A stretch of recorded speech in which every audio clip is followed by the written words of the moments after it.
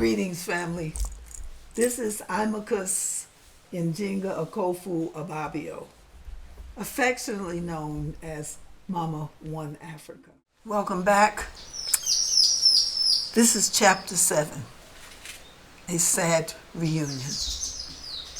On the 28th of November, 1990, we arrived back in New York City. Amidst plenty of confusion, why is it that when someone dies, the worst seems to come out in people? Getting resettled in the house was difficult. I went into my mother's bedroom half expecting to see her, but there was only the empty, blood-stained bed. It was hard to believe that such a simple operation had come to this. A visiting nurse had come to see my mother on a regular basis, and the last time that she had visited my mom's and changed her dressing, she was fine, except for a little bleeding. Nothing to worry about, she said. Your mother's fine. However, on that fateful day, something had gone wrong. My mother had sent for our neighbor, who is also a registered nurse, but at the time, she was having dinner, and my nephew did not tell her that it was urgent, that she come immediately. So after dinner, she came to the house to see what my mother wanted. She said, when I arrived and took one look at your mother, I knew that your mother wouldn't make it because she had lost too much blood. I felt so bad. Why hadn't I been told to come immediately, she asked. By the time the ambulance was called and they finally came and took my mother to the hospital, it was too late. I wanted to strangle my nephew, but restrained myself. But I informed him that he and his girlfriend would have to find someplace else to hang out. The party was over, and I didn't give a damn or care who didn't like it either. Later on that evening, my auntie arrived, and she began to relate some of the things that had transmitted on the day of my mom's death. As my nephew had not gone along with my mother in the ambulance, no one knew what hospital she had been taken to. First, I went to Jacoby Hospital. There was no Virginia Hines there, she said sadly. Next, I went to North Central Bronx Hospital, but they had no record of her there either. How is that possible, she queried the nurse. A city ambulance picked up my sister-in-law less than an hour ago. Just a moment, the nurse said, and went back into the emergency room. When she returned, she asked my aunt to accompany her to identify a DOA, a dead on arrival. It was my mother. Shortly thereafter, my sister arrived at the hospital. The more they told me, the worse I felt and the madder I got. How could two grown adults living in the same house, my nephew, his girlfriend, and their new baby were living with my mother, not be aware of the problem and suffering that my mother must have been going through on that fateful day? Hadn't they seen or spoken with her? It seemed almost impossible to imagine. But it was too late now. My mother was gone, and I had to begin dealing with a series of other problems that was staring me in my face. While waiting for us to return from Ghana, my sister had gone and done a thorough search of my mom's belongings. She had previously found an insurance policy and last will and testament that made me the sole beneficiary of my mother's estates. Such as it was, this caused more trouble than it was worth because my mother didn't have much. My mom and I had purchased this house together about 10 years prior. She was on retirement and receiving her pension, had filed bankruptcy and owned a house full of furniture and appliances. There was no IRA, no savings account, no stocks, no bonds. There was nothing except a monthly pension check that was deposited in her bank account on the first of each month, and a $1,000 insurance policy that her union gave her after working 30 years for learner shops. We managed to quickly get the money together without having to borrow any. We got an additional blessing through a friend.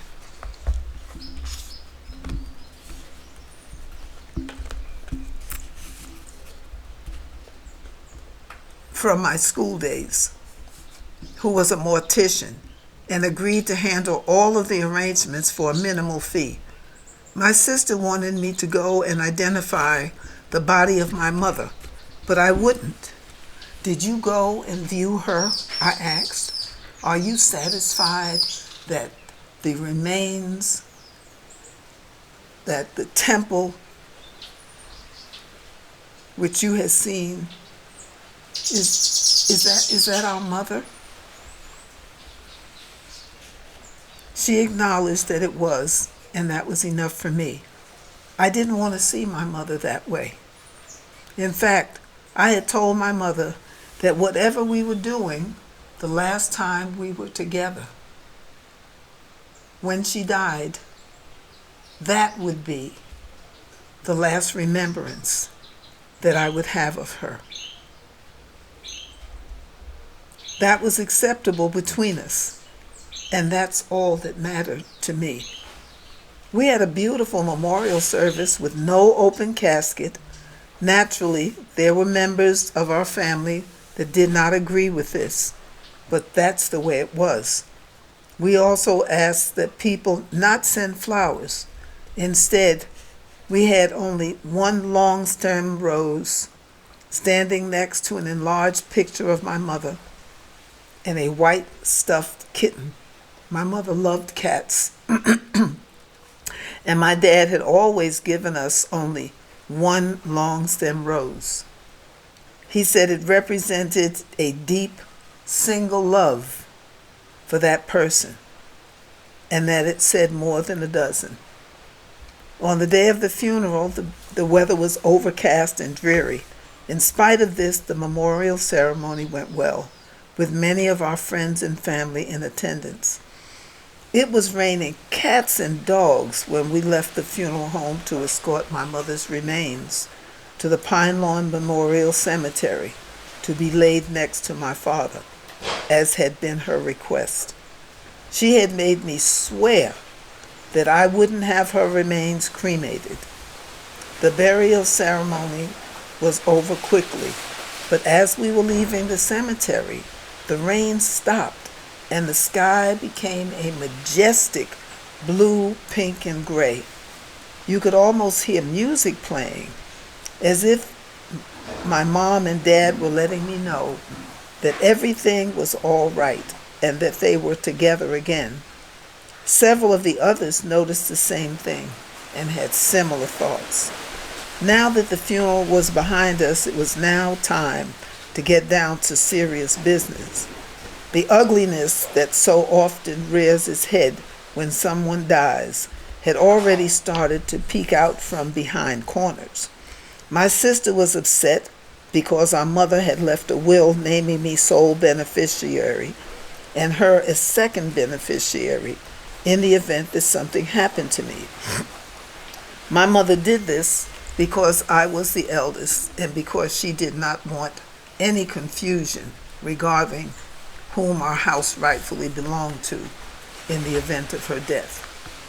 When my mom and I had bought the house, no one was interested in going in with us. No one helped us. No one cleaned for us. In fact, my mother was always complaining because the family did not visit her often enough. When I first became aware of the will, I laughed and asked my mom, "What in the world do you have that warrants spending unnecessary money on a will? And if you've got it like that, I want mine now while you're alive because I could use the money if that's what you're leaving to us." As far as the house was concerned, we both knew that whoever left the planet first, the house would be solely belong to the other one left behind. And I wasn't worried about anyone taking anything from me. But wisdom comes with age, and Fatty knew the players only too well. I explained to my sister that the will was very clear. The house belongs solely to me, which is as it was supposed to be. Mom and I bought that house together with our money. No one helped us. No one wanted to buy the house with us. It has always been understood from the beginning that in the event of either of us checking out, the house would belong to the survivor. The rest of Mom's things were to be divided equally between us. Needless to say, my sister did not like this arrangement one bit. She still wanted money. In fact, I told my sister she could have everything in the house that belongs to Fatty. Other than a few pots and old frying pans, I didn't want anything. I only wanted to get the house sold, collect the money, and return to Ghana as quickly as possible. We exchanged a few more heated words before my sister decided to lie down. But the subject was far from closed, not by a long shot. But I wasn't going to argue and fuss any further over something that was mine and that I had worked for, something that I had rightfully earned, and no one was going to intimidate me and move me off my course.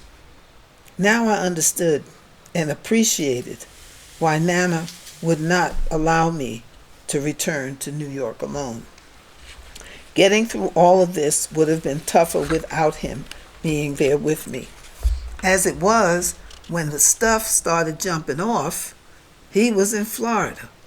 But that was a lot closer than Ghana, and he was coming back in a week. It was going to be a rocky road to returning home again. When my sister woke up, we talked again, running into the same stone wall. Look, I told her, being exasperated with this whole conversation. Nothing has changed. Everything in the house is yours, and the house is mine. Case closed. And I'm sorry if you don't like it. I didn't want to be harassed any more than was necessary as we prepared for our final departure from the United States. With the sudden death of my mother forcing us to return to America, we caught hell trying to get out the second time around. What we had experienced the first time was like a preview of coming attractions, but our objectives were very clear: to sell the house and return to Ghana as quickly as possible. We notified a real estate agent who came and assessed the house. Everyone was opposed to our selling the house, painting a bleak economic picture, saying we should wait and not sell the house at this time for the market was too bad and we were going to lose money. But we held to our decision. Hell, the house still belonged to the bank, with yet another 15 years to pay before paying off the mortgage. My sister even came up with an idea that had been suggested to her by one of her girlfriends. We would rent the house to the city of New York to be used for homeless people, and she would handle the collection of the rent and maintenance of the house and forward the rent to us, minus her commission. Nana and I discussed all the options and decided that we would put it on the market and get what we could get. Whatever we got was more than we had. The first agent completely turned me off with her very negative, I don't want to make you any promises attitude. After all, people have had their houses on the market for years with no takers. There are even a few in this neighborhood, she said. Whoopie-doopie, I thought. You definitely ain't the one to help to sell my house. I explained to her that our ultimate goal was to immediately sell our house so that we could move on. But since you aren't too optimistic regarding our prospects, I really don't think you're the one that we want handling our business. On that note, I thanked her for coming and went looking for another agent with a better attitude. The next one was much more positive. I immediately informed her that we know all about the terrible economic market, but that's not our problem. I have prayed about it and want to walk away with at least $50,000 in our hands. It might be a loss for someone else, but for us, $50,000 was a small fortune that could take us far in Ghana. We want the house sold immediately, I continued laughingly. Are you the one that can do it? That's why I'm here, she replied with an air of confidence. Praying and making my affirmations, I wrote, I will sell my house and be in Ghana by July.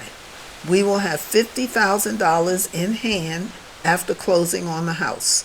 When I turn 50 years in November, I will be home in Ghana. I wrote them on a piece of paper, which included the amount of money I wanted to receive and the period of time in which I wanted to sell the house. I then purchased a large white candle and had it anointed with frankincense and myrrh, put it in a saucer of water, and put my affirmations under it. The candle stayed lit until we left for Ghana. 1 month after putting the house on the market, it was sold. The new buyers loved the house, and their agent immediately began processing their mortgage loan papers. In the interim, my sister and I sorted out my mom's things, giving away, throwing away, setting aside the few things that I would be keeping.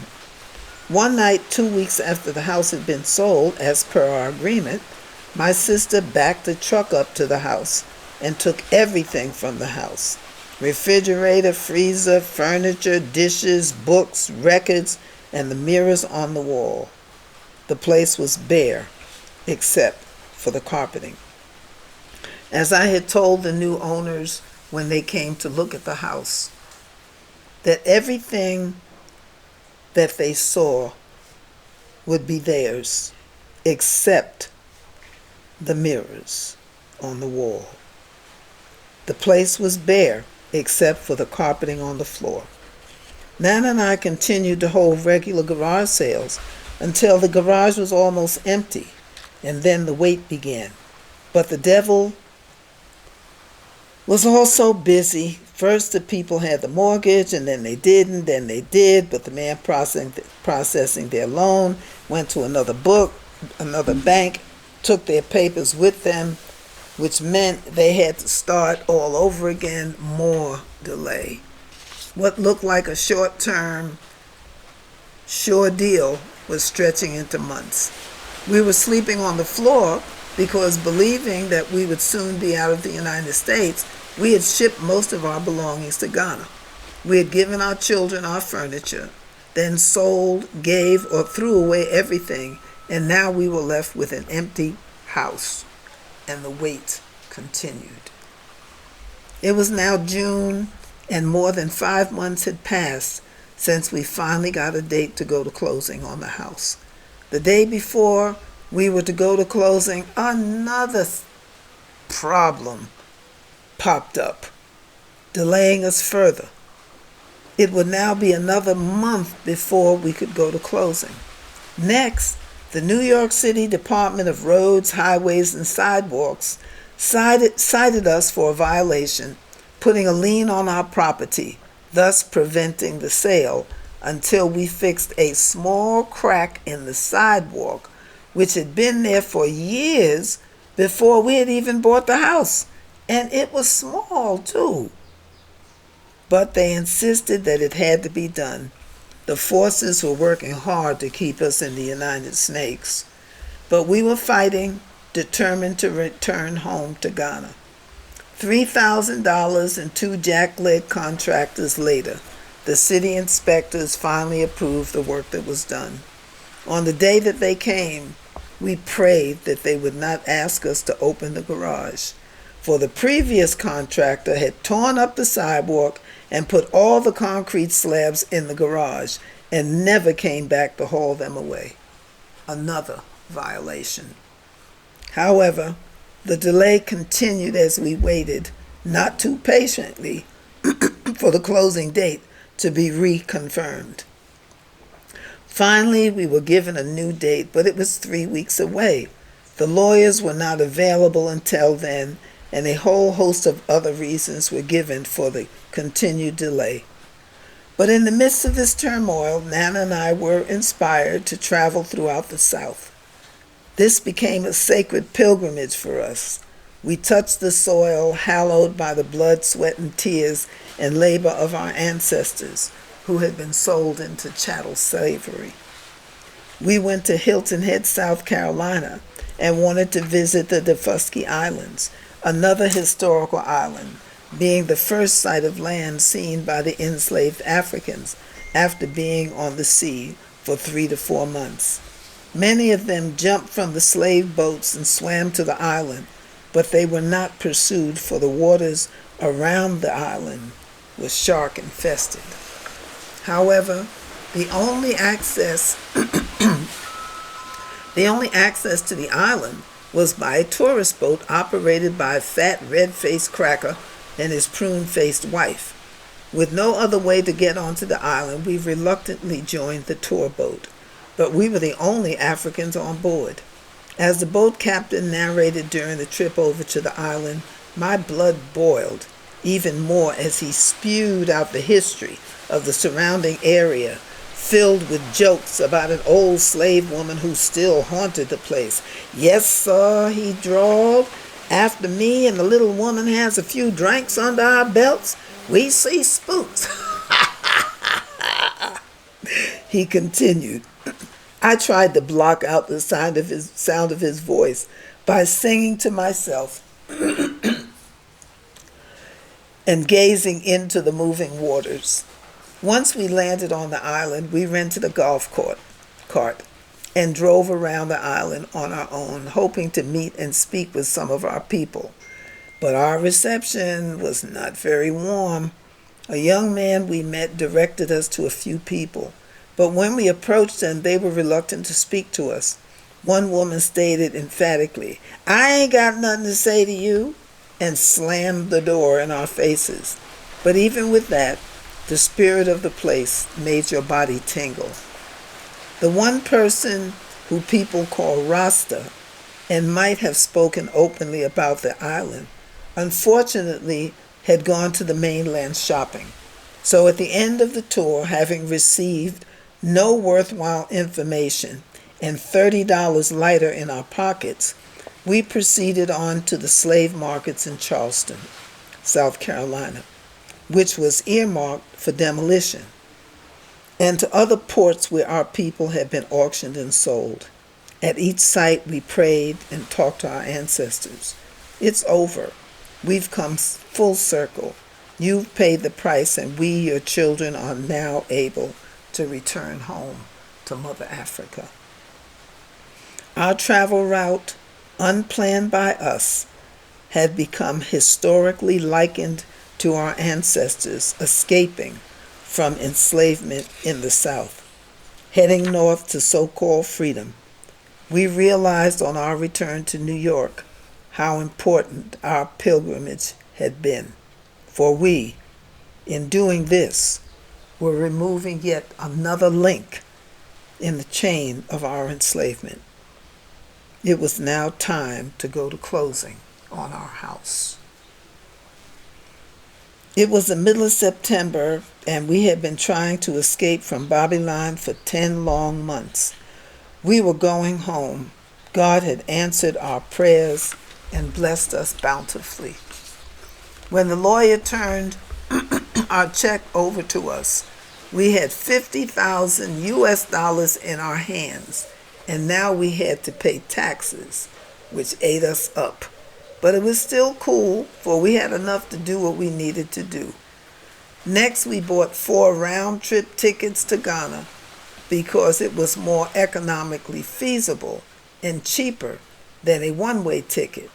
Besides, if Daddy Bongo and Sister D, our extended family from Jamaica, didn't like Ghana and wanted to return to Jamaica, their tickets were good for 1 year. Then we bought 4 round-trip tickets to Jamaica, West Indies, the last remaining link in the chain to be broken. Rejoicing, we wasted no time collecting our few remaining things and saying final goodbyes and leaving the United Snakes. We had notified our brother Bongo Shorty and his queen, Sister D, that they should be on standby, for as the Creator blessed us, so also were they, and we would be coming for them also. We had initially met Bongo and Sister D in 1970 when we visited Jamaica for the first time on our vacation. Bongo was a small but powerful Rasta man with long flowing dreadlocks, bushy precepts, and laughing eyes. He was a well-respected brother who was a fisherman and also the leader of a band called the Jolly Boys. They had been hired to come to our villa to play for a party. After a wonderful night of music, dancing, and drumming, we found out that he was one of the most trusted men in Jamaica. He invited us to go fishing the next day. He picked us up from off the beach in front of our villa, and off to sea we went. We had a great time and even caught some fish. When we returned from our fishing trip, he took us to his place in Runaway Bay to meet his queen, Sister D. They were complete opposites. She was a big, robust, but shy and gentle sister, unless you made her angry, and I loved her immediately. Don't get me wrong, she didn't take no tea for the fever. Therefore, whenever we visited Jamaica, which was quite often, our first stop on the way to our villa or hotel was to Bongo and Sister D's. Over the years, our friendship grew stronger, and they were more family than mere friends. In fact, I lived with them for over a year, as I had at one time been giving serious thought to relocating to Jamaica. We were always talking about Africa and our desire to return home. And I had always said, if I ever get my hands on any substantial money, I'm going to Africa. And I'm going to come and get y'all and take you with me. Me not pray for that, sis. Me I pray for that, my sister, Bongo would respond, speaking in Patois. Me I pray for that. In fact, I also prayed for that day. So after my first visit to Ghana in 1987, the call to my ancestral homeland was even stronger. And Jamaica was just a resting place, a preparation for the big move. Just before leaving for Jamaica, Nana and I stopped by this vegetarian restaurant run by some Rasta brethren. We had been taking our meals from them regularly as we prepared to exodus America. And we reasoned often about Africa, going home, and Jah.